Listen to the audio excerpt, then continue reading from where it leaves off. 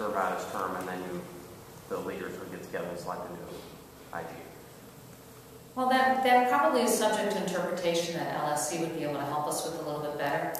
But from where I'm standing here, the legislative leaders would be able to appoint a new Inspector General when they see fit.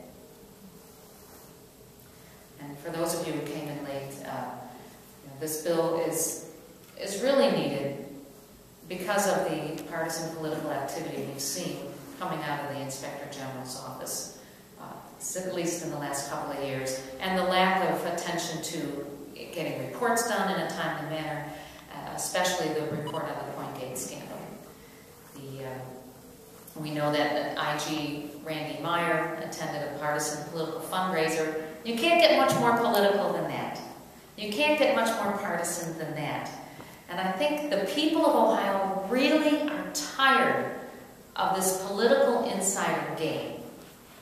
The people of Ohio want a scrupulous watchdog. They don't want a partisan lapdog. They need someone that they can rely on who's going to do the job of the Inspector General. Someone who's going to dig in and find out what the problems are and make sure that the business of government is done in a fair and impartial manner. And you're upset that the current IG, you say, never interviewed Tom Noe? Was that?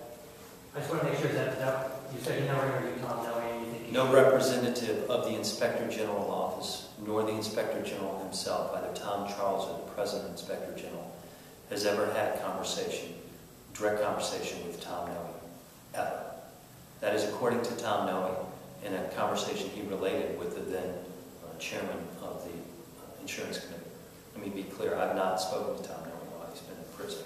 I have had numerous conversations with attorneys representing Bernadette Noe and attorneys representing Tom Noe through the course of the last 7 or 8 years.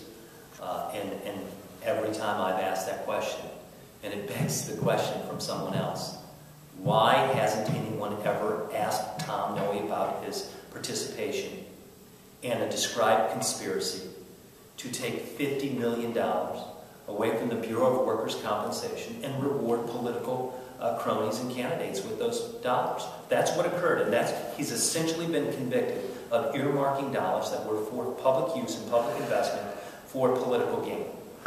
Why do we need to interview him when he's already been sent to prison and found guilty? You know, I don't know, Bill, unless you want to drive at the truth and figure out how we're not going to allow this to ever happen again. There's no question that the good work of the Lucas County Prosecutor's Office resulted in the enforcement and then prosecution, the charge and the prosecution of the crimes and then the subsequent sentencing. But the fact of the matter is the Inspector General is charged by the General Assembly by law and through the hiring of the governor to go beyond just the participation with the local county prosecutor and then root out the fraud and abuse and then advise back through a written report to the legislature and to the body politic, the state of Ohio, so that we can ensure that this never happens again. I've always been concerned, you've heard me say this many, many times, how on earth can you have a conspiracy of one person? And without a report, without the questions actually being asked and answered, how can we ever come to the conclusion how this occurred? And is no one curious anymore? Are we not curious with regard to the fact that millions of dollars were wasted away, were earmarked for political campaigns, and that those who put Tom Noe in a position to take advantage of those resources are still around, still hanging around. And when are we going to hold people accountable? And wouldn't it be nice at some point in this building, in this town, in this state to get at the truth? Wouldn't it be nice to understand what exactly happened so that we can not go down that same path yet again and again and again? And rather than spending time rubbing shoulders at Republican fundraisers, which is in fact what this Inspector General has done, and unapologetically so, he ought to go about the business of issuing a report. You've never heard me, nor Representative Pillich, nor I don't think any Democrat criticize the legislative inspector general, Tony Bledsoe. You've never heard me nor any other member of our caucus criticize the ethics commission, nor its director. But in the case of the inspector general, he is charged with issuing a report. He is reluctant to do so. We'd like to know why. And having a balanced approach to making the appointment, 2 Republicans, 2 Democrats, you remove all questions about partisanship.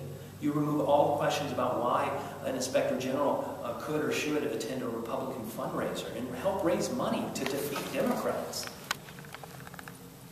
And you know what? We're in an era where distrust of government is huge. You know, people say that the approval rating of Congress is somewhere around 8 or 9%. Now, I don't know exactly what the approval rating of our state legislature is, but I'm sure it's much higher, maybe at least 10%, maybe more. But this is serious, the distrust of government. I got something on Facebook today that said, Connie, you know, I really like you, but I just don't trust government anymore. I really have trouble trusting government anymore. And when you hear that from the guy who installs safety sirens for a living, he's a guy who just works, doesn't trust government anymore. We owe it to them. We owe it to him to make sure we do everything we can to have a watchdog in place that's going to root out this fraud, waste, and abuse. It's going to be nonpartisan and scrupulously so. And the only way you can do that is to have bipartisan appointment and removal. You can't do it with a partisan appointment. You can't do it. Now, last night we were in Lima and we saw a great political theater that we are calling the State of the State address. But of course it was there for a number of reasons, one of which is we have the governor running for re-election next year. And there were, of course, other reasons to have it there. But we need to make sure that the taxpayers are not paying to cover up more fraud, waste, and abuse. And we don't know because we can't get reports and we can't